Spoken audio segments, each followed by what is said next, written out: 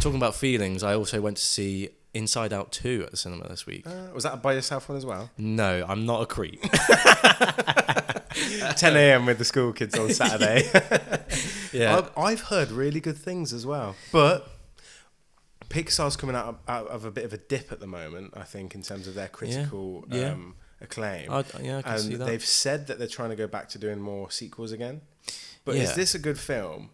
Well, I don't even know. You offer your opinion in a second. Yeah, I haven't done a review on it yet, but Pixar have got a really good track record of producing really good sequels.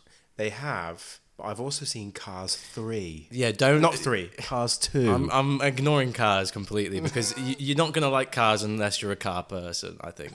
Or if you're like a 5-year-old. But for me, Inside Out was a brilliant concept. And they took it to the next level, and I think they achieved it really well. Really? Yeah, I thought from the trailer it looked more of the same, and you're adding additional characters, which can be a bit like you take what the first one's good and you just do the same again, but bigger. No, so it isn't always, because one Pixar film I was incredibly disappointed with was The Incredibles 2.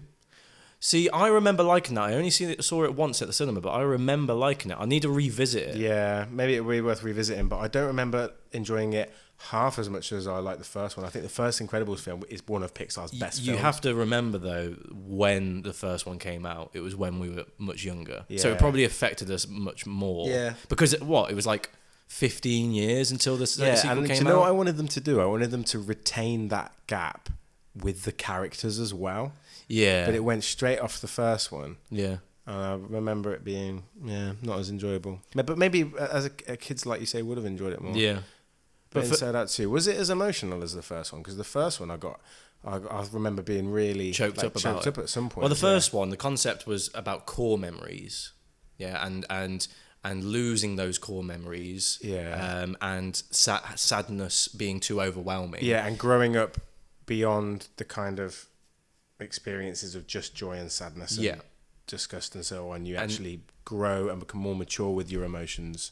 And then this movie is obviously she's hitting puberty, the main character. Yeah. So hang on a minute. So what happens there is instead of the core memories being the concept, it's this belief pool. Yeah. So they take memories and they put them in this pool, and it creates a belief. And they strum these strings, and it will say something like, if I don't make it onto this team, nobody will like me. Yeah. Something like that. Yeah. And I thought it was very interesting as a young adult. It's very true to form. But then you introduce new characters like embarrassment, boredom, and anxiety. Yeah. My fear was that are they going to trivialize emotions and feelings like anxiety? Like is a terrible crippling thing for some people, and I didn't want them to like trivialize it in a kind of cartoonish way and present it in a way that. I was talking to someone about this after we finished watching the film, because I feel like feelings and talking to kids about feelings, it's very, important. It's very important, and if you get it wrong, you could screw up a kid.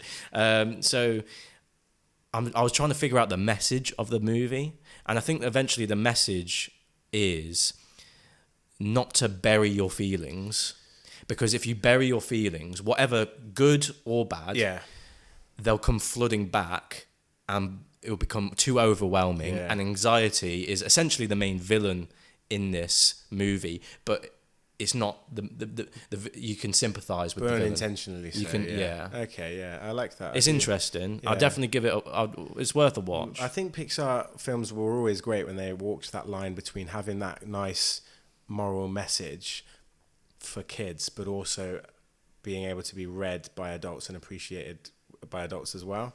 Like some of those original Pixar films, like Toy Story, the original and the second one, and the third one and the fourth one. No, the first two are just on another level. I mean, some of the other original Pixar films as well. I'm trying to remember. In Monsters Inc. Monsters Inc. Amazing film. Yeah. Incredibles, as we said. Yeah. The original Bug's Life is underrated as well. Yeah. It's a play that was actually a 7 Magnificent Seven, which was a Seven Samurai kind of not spoof, but reskin. Yeah, reskin. But yeah, and then I think recently they've made some bad decisions where they've gone straight to Disney Plus and they haven't embraced the cinema as much. I've got a question. Can you tell? So back in the day, back in the 90s, you could tell that it was a Pixar movie because Pixar were the only studio really doing what they were doing. Can you tell nowadays, can you distinguish between a Pixar movie and any other animated studio movie, like Moana, like Shrek? Or... I still think you 100% can. And for what reason? You 100% for what reason? Can. And I think Pixar has the emotional intelligence. Yeah? Okay? If you watch Despicable Me... I think there's Despicable Me 4 coming out. But if you see like a Minions film, for example, I think they aren't as emotionally intelligent. You still get moments in those films of sadness and of where you've empathy and where you're feeling for the characters and things like that. But I don't think... It's more weighted towards entertainment. It's more weighted towards entertainment, and I don't think it's necessarily as emotive. DreamWorks had some good runs though. They still made some good ones, but again, I think they went on towards that side or segmented towards that side. Disney animation is more kind of musical, I think, with Moana and with which one was it recently that was really popular? Frozen, obviously, there's a Frozen 3 and 4 coming out. Oh, Jesus. They're going really heavy towards the sequels. Moana 2 is coming out as well as a live action Moana. Yeah. But yeah, that's what I would say. Do you agree or do you? No, I agree. And I also think, because I went into it thinking, what distinguishes them now in terms of quality of animation as well? And when I watched Inside Out 2, my answer was instantly given to me. The answer was instantly given to me because there's a level of quality that Pixar bring with animation. And not to say that, Moana, Shrek, Madagascar, those types of movies aren't good quality animation, but Pixar movies, it's a sense of like they're almost more cinematic.